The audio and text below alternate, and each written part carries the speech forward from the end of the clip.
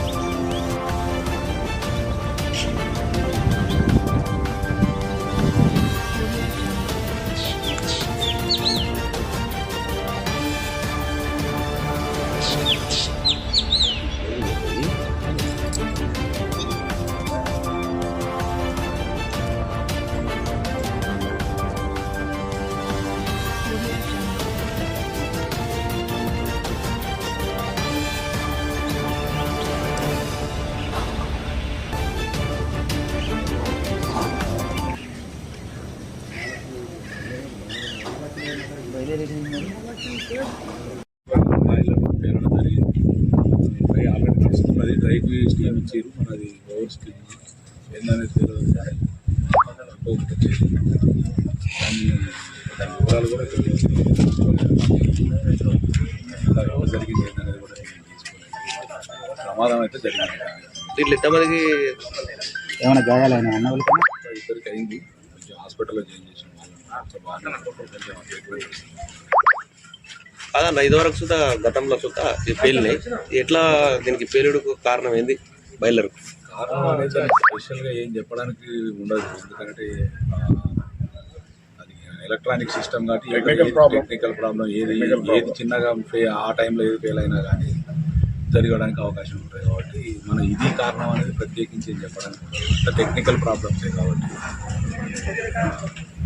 దాని గురించి మనం పూర్తిగా చెప్పడానికే ఉంటుంది. ఆ సెక్షన్ ఓన్లీ బాయిలర్ షెడ్ ఒకటి, ఈ షెడ్ ఆ షెడ్ పూర్తి డ్యామేజ్.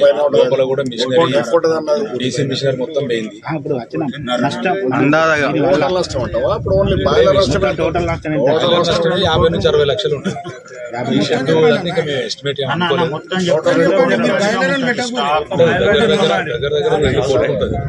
2 కోట్ల నష్టం తగ్గినట్టు. ఇప్పుడు షెడ్లు మొత్తం పోయినాయి.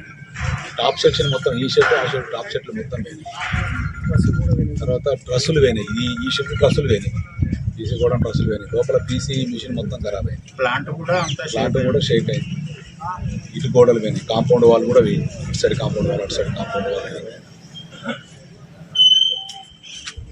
మరిన్ని లేటెస్ట్ అప్డేట్స్ కోసం SN తెలుగు న్యూస్ టీవీ ఛానల్ని సబ్స్క్రైబ్ చేయండి, లైక్ చేయండి, షేర్ చేయండి.